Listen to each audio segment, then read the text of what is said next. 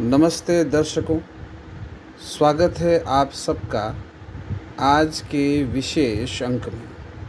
दोस्तों, जब जब जीवन में अंधकार, भय और संकट बढ़ते हैं, तब दिव्य शक्ति का आवाहन करना आवश्यक हो जाता है।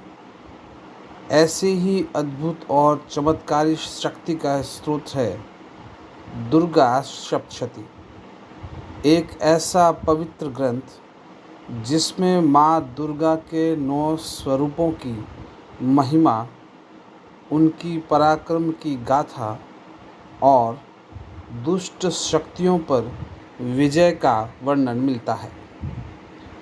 यह केवल एक पाठ नहीं, बल्कि दिव्य साधना है जो साधक के जीवन को भीतर से बदलने की क्षमता रखती है। कहते हैं कि श्रद्धा और विश्वास के साथ किया गया दुर्गा सप्तशती का पाठ व्यक्ति के सभी दुख, भय और बाधाओं को दूर कर उसे शक्ति, शांति और सफलता के मार्ग पर अग्रसर करता है। तो आइए दुर्गा सप्तशती के प्रथम अध्याय का प्रारंभ करते हैं। श्री दुर्गाय नमः।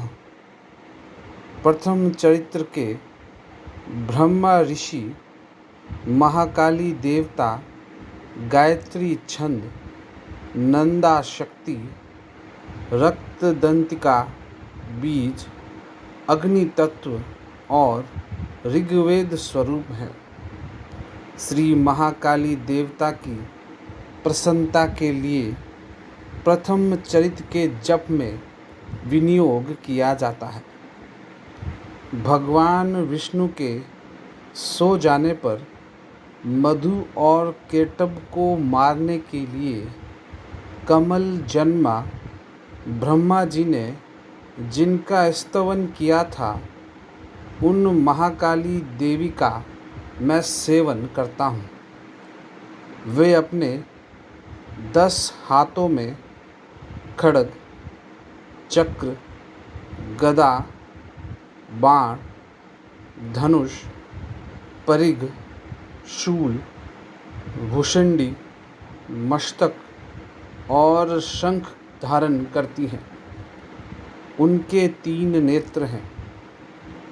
वे समस्त अंगों में दिव्य आभूषणों से विभूषित है। उनके शरीर की कांति नीलमणि के समान है तथा वे 10 मुख और 10 पैरों से युक्त है। मार्कंडेय जी बोले, सूर्य के पुत्र सावर्णी जो 8वें मनु कहे जाते हैं, उनकी उत्पत्ति की कथा विस्तार पूर्वक कहता हूँ, सुनो। सूर्य कुमार महाभाग सावर्णी भगवती महामाया के अनुग्रह से जिस प्रकार मनवंतर के स्वामी हुए, वही प्रसंग सुनाता हूँ। पूर्व काल की बात है। सर्वोच्च मनवंतर में सुरथ नाम के एक राजा थे, जो चैत्र वंश में उत्पन्न हुए थे। उनका समस्त भूमंडल पर अधिकार था। वे प्रजा का अपने औरस पुत्रों की भांति धर्मपूर्वक पालन करते थे। तो भी उस समय कोला विध्वंसी नाम के क्षत्रिय उनके शत्रु हो गए। राजा सुरथ की दंड नीति बड़ी प्रबल थी। उनका शत्रुओं के साथ संग्राम हुआ। यद्यपि कोला विध्वंसी संख्या में कम थे, तो भी राजा सुरथ युद्ध में उनसे परास्त हो गए। तब वे युद्ध भूमि से अपने नगर को लौट आए और केवल अपने देश के राजा होकर रहने लगे। किंतु वहाँ भी उन प्रबल शत्रुओं ने उस समय महाभाग राजा सूरत पर आक्रमण कर दिया। राजा का बल क्षीण हो चला था, इसलिए उनके दुष्ट, बलवान एवं दुरात्मा मंत्रियों ने वहाँ उनकी राजधानी में राज्य की सेना और खजाने को हथिया लिया। सूरत का प्रभुत्व नष्ट हो चुका था, इसलिए वे शिकार खेलने के बहाने घोड़े पर सवार हो वहाँ से अकेले ही एक घने जंगल में चले गए। वहाँ उन्होंने विप्रवर मेधा मुनि का आश्रम देखा, जहाँ कितने ही हिंसक जीव परम शांत स्वभाव से रहते थे। मुनि के बहुत से शिष्य उस वन की शोभा बढ़ा रहे थे। वहाँ जाने पर मुनि ने उनका सत्कार किया और वे उन मुनि श्रेष्ठ के आश्रम पर इधर उधर विचरते हुए कुछ काल तक रहे। फिर ममता से आकृष्ट चित्त होकर वहाँ इस प्रकार चिंता करने लगे, पूर्व काल में मेरे पूर्वजों ने जिसका पालन किया था, वही नगर आज मुझसे रहित हो गया है। पता नहीं मेरे दुराचारी भृत्यगण उसकी धर्म पूर्वक रक्षा करते हैं या नहीं। जो सदा मद की वर्षा करने वाला और शूरवीर था, वह मेरा प्रधान हाथी अब शत्रुओं के अधीन होकर ना जाने किन भोगों को भोगता होगा। जो लोग मेरी कृपा, धन और भोजन पाने से सदा मेरे पीछे पीछे चलते थे, वे निश्चय ही अब दूसरे राजाओं का अनुसरण करते होंगे। उन अपव्ययी लोगों के द्वारा सदा खर्च होते रहने के कारण अत्यंत कष्ट से जमा किया हुआ मेरा वह खजाना खाली हो जाएगा। ये तथा और भी कई बातें राजा सूरत निरंतर सोचते रहते थे। एक दिन उन्होंने वहाँ विप्रवर मेधा के आश्रम के निकट एक वैश्य को देखा और उससे पूछा, भाई तुम कौन हो और यहाँ तुम्हारे आने का क्या कारण है? तुम क्यों शोकग्रस्त हो और बड़े ही अनमने से दिखाई देते हो? राजा सूरत का यह प्रेम पूर्वक कहा गया वचन सुनकर वैश्य ने विनीत भाव से उन्हें प्रणाम करके कहा, हे राजन, मैं धनियों के कुल में उत्पन्न एक वैश्य हूँ। मेरा नाम समाधि है। मेरे दुष्ट स्त्री और पुत्रों ने धन के लोभ से मुझे घर से बाहर निकाल दिया है। मैं इस समय धन, स्त्री और पुत्रों से वंचित हूँ। मेरे विश्वसनीय बंधुओं ने मेरा ही धन लेकर मुझे दूर कर दिया है। इसलिए दुखी होकर मैं वन में चला आया हूँ। यहाँ रहकर मैं इस बात को नहीं जानता कि मेरे पुत्रों की, स्त्री की और स्वजनों की कुशल है या नहीं। इस समय घर में वे कुशल से रहते हैं अथवा उन्हें कोई कष्ट है। वे मेरे पुत्र कैसे हैं? क्या वे सदाचारी हैं अथवा दुराचारी हो गए हैं? राजा ने पूछा। जिन लोभी स्त्री पुत्र आदि ने धन के कारण तुम्हें घर से निकाल दिया, उनके प्रति तुम्हारे चित्त में इतना स्नेह का बंधन क्यों है? वैश्य बोला, आप मेरे विषय में जैसी बात करते हैं वह सब ठीक है, किंतु क्या करूं, मेरा मन निष्ठुरता नहीं धारण करता। जिन्होंने धन के लोभ में पड़कर पिता के प्रति स्नेह, पति के प्रति प्रेम तथा आत्मीय जन के प्रति अनुराग को तिलांजलि दे मुझे घर से निकाल दिया है, उन्हीं के प्रति मेरे हृदय में इतना स्नेह है। महामते, गुणहीन बंधुओं के प्रति भी जो मेरा चित्त इस प्रकार प्रेम मगन हो रहा है, यह क्या है? इस बात को मैं जानकर भी नहीं जान पाता। उनके लिए मैं लंबी सांसें ले रहा हूँ और मेरा हृदय अत्यंत दुखित हो रहा है। उन लोगों में प्रेम का सर्वथा अभाव है, तो भी उनके प्रति जो मेरा मन निष्ठुर नहीं हो पाता, इसके लिए मैं क्या करूं?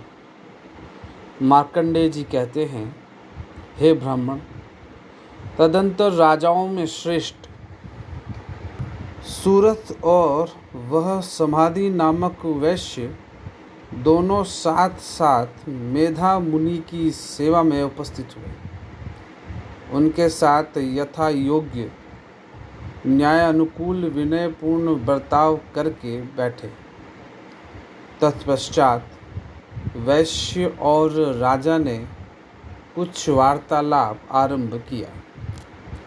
राजा ने कहा, हे भगवन, मैं आपसे एक बात पूछना चाहता हूँ, उसे बताइए। मेरा चित्त अपने अधीन ना होने के कारण वह बात मेरे मन को बहुत दुख देती है। जो राज्य मेरे हाथ से चला गया है, उसमें और उसके संपूर्ण अंगों में मेरी ममता बनी हुई है।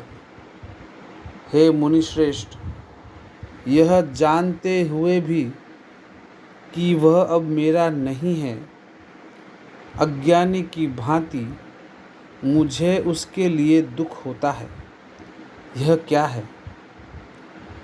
इधर यह वैश्य भी घर से अपमानित होकर आया है। इसके पुत्र, स्त्री और भृत्यों ने इसे छोड़ दिया है। स्वजनों ने भी इसका परित्याग कर दिया है, तो भी यह उनके प्रति अत्यंत हार्दिक स्नेह रखता है। इस प्रकार यह तथा मैं दोनों ही बहुत दुखी हैं। जिसमें प्रत्यक्ष दोष देखा गया है, उस विषय के लिए भी हमारे मन में ममता जनित आकर्षण पैदा हो रहा है। महाभाग, हम दोनों समझदार हैं, तो भी हमें जो मोह पैदा हुआ है, यह क्या है? विवेक शून्य पुरुष की भांति मुझमें और इसमें भी यह मूढ़ता प्रत्यक्ष दिखाई देती है। ऋषि बोले, महाभाग, विषय मार्ग का ज्ञान सब जीवों को है। इसी प्रकार विषय भी सबके लिए अलग अलग है। कुछ प्राणी दिन में नहीं देखते हैं और दूसरे रात में नहीं देखते हैं, तथा कुछ जीव ऐसे हैं जो दिन में और रात्रि में भी बराबर ही देखते हैं। यह ठीक है कि मनुष्य समझदार होते हैं, किंतु केवल वे ही ऐसे नहीं होते। पशु, पक्षी और मृग आदि सभी प्राणी समझदार होते हैं। मनुष्यों की समझ भी वैसी ही होती है जैसे उन मृग और पक्षियों की होती है, तथा जैसे मनुष्यों की होती है वैसी ही उन मृग पक्षी आदि की होती है। यह तथा अन्य बातें भी प्राय दोनों में समान ही है। समझ होने पर भी इन पक्षियों को तो देखो, ये स्वयं भूख से पीड़ित होते हुए भी मोहवश बच्चों की चोंच में कितनी चाव से अन्न के दाने डाल रहे हैं। नरश्रेष्ठ, क्या तुम नहीं देखते कि ये मनुष्य समझदार होते हुए भी लोभवश अपने किए हुए उपकार का बदला पाने के लिए पुत्रों की अभिलाषा करते हैं।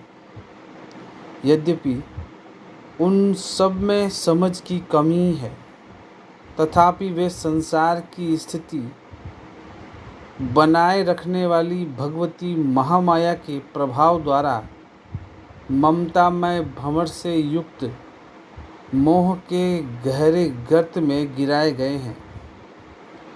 इसलिए इसमें आश्चर्य नहीं करना चाहिए। जगदीश्वर भगवान विष्णु की योग निद्रा रूपा जो भगवती महामाया है, उन्हीं से यह जगत मोहित हो रहा है।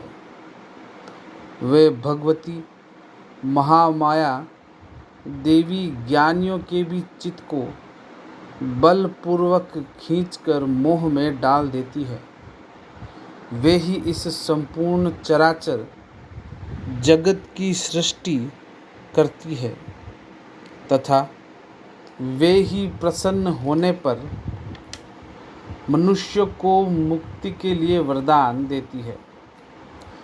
वे ही पराविद्या, संसार बंधन और मोक्ष के हेतु सनातनी देवी तथा संपूर्ण ईश्वरों की अधीश्वरी है। राजा ने पूछा, भगवन, जिन्हें आप महामाया कहते हैं, वे देवी कौन है? ब्राह्मण, उनका आविर्भाव कैसे हुआ है तथा उनके चरित्र कौन कौन हैं? ब्रह्मवेताओं में श्रेष्ठ महर्षि उन देवी का जैसा प्रभाव हो, जैसा स्वरूप हो और जिस प्रकार प्रादुर्भाव हुआ हो, वह सब मैं आपके मुख से सुनना चाहता हूँ। ऋषि बोले, राजन, वास्तव में तो वे देवी नित्य स्वरूपा ही है। संपूर्ण जगत उन्हीं का रूप है तथा उन्होंने समस्त विश्व को व्याप्त कर रखा है। तथापि उनका प्राकट्य अनेक प्रकार से होता है, वह मुझसे सुनो। यद्यपि वे नित्य और अजन्मा है, तथापि जब देवताओं का कार्य सिद्ध करने के लिए प्रकट होती है, उस समय लोक में उत्पन्न हुई कहलाती है। कल्प के अंत में जब संपूर्ण जगत एकार्णव में निमग्न हो रहा था और सबके प्रभु भगवान विष्णु शेष नाग की सैया बिछाकर योग निद्रा का आश्रय ले सो रहे थे, उस समय उनके कानों के मैल से दो भयंकर असुर उत्पन्न हुए, जो मधु और केटब के नाम से विख्यात थे। वे दोनों ब्रह्मा जी का वध करने को तैयार हो गए। भगवान विष्णु के नाभि कमल में विराजमान प्रजापति ब्रह्मा जी ने जब उन दोनों भयानक असुरों को अपने पास आया और भगवान को सोया हुआ देखा, तब एकाग्रचित्त होकर उन्होंने भगवान विष्णु को जगाने के लिए उनके नेत्रों में निवास करने वाली योग निद्रा का स्तवन आरंभ किया, जो इस विश्व की अधीश्वरी, जगत को धारण करने वाली, संसार का पालन और संहार करने वाली तथा तेज स्वरूप भगवान विष्णु की अनुपम शक्ति है। उन्हीं भगवती निद्रा देवी की भगवान ब्रह्मा स्तुति करने लगे। ब्रह्मा जी ने कहा, हे देवी, तुम ही स्वाहा, तुम ही स्वधा और तुम ही वष्टकार हो। स्वर भी तुम्हारे ही स्वरूप हैं। तुम ही जीवनदायिनी सुधा हो। नित्य अक्षर प्रणव में अकार, उकार, मकार, इन 3 मात्राओं के रूप में तुम ही स्थित हो तथा इन 3 मात्राओं के अतिरिक्त जो बिंदु रूपा नित्य अर्ध मात्रा है, जिसका विशेष रूप से उच्चारण नहीं किया जा सकता, वह भी तुम ही हो। देवी, तुम ही संध्या, सावित्री तथा परम जननी हो। देवी, तुम ही इस विश्व ब्रह्मांड को धारण करती हो। तुमसे ही इस जगत की सृष्टि होती है। तुम ही से इसका पालन होता है और सदा तुम ही कल्प के अंत में सबको अपना ग्रास बना लेती हो। हे जगदम्बा देवी, इस जगत की उत्पत्ति के समय तुम सृष्टि रूपा हो, पालन काल में स्थिति रूपा हो तथा कल्पांत के समय संहार रूप धारण करने वाली हो। तुम ही महाविद्या, महामाया, महामेधा, महास्मृति, महामोह रूपा, महादेवी और महासुरी हो। तुम ही तीनों गुणों को उत्पन्न करने वाली सबकी प्रकृति हो। भयंकर कालरात्रि, महारात्रि और मोहरात्रि भी तुम ही हो। तुम ही श्री, तुम ही ईश्वरी, तुम ही रीम और तुम ही बोध स्वरूपा बुद्धि हो। लज्जा, पुष्टि, तुष्टि, शांति और क्षमा भी तुम ही हो। तुम खड्गधारिणी, शूलधारिणी, घोर रूपा तथा गदा, चक्र, शंख और धनुष धारण करने वाली हो।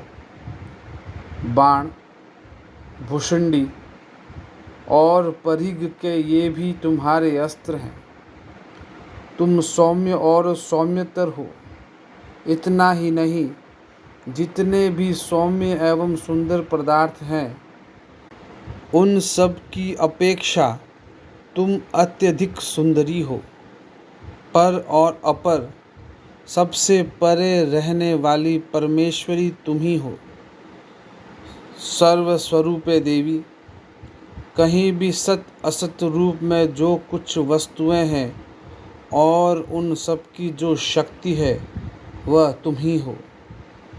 ऐसी अवस्था में तुम्हारी स्तुति क्या हो सकती है, जो इस जगत की सृष्टि, पालन और संहार करते हैं।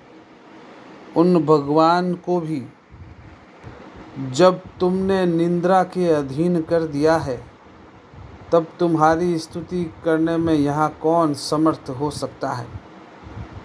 मुझको, भगवान शंकर को तथा भगवान विष्णु को भी तुमने ही शरीर धारण कराया है।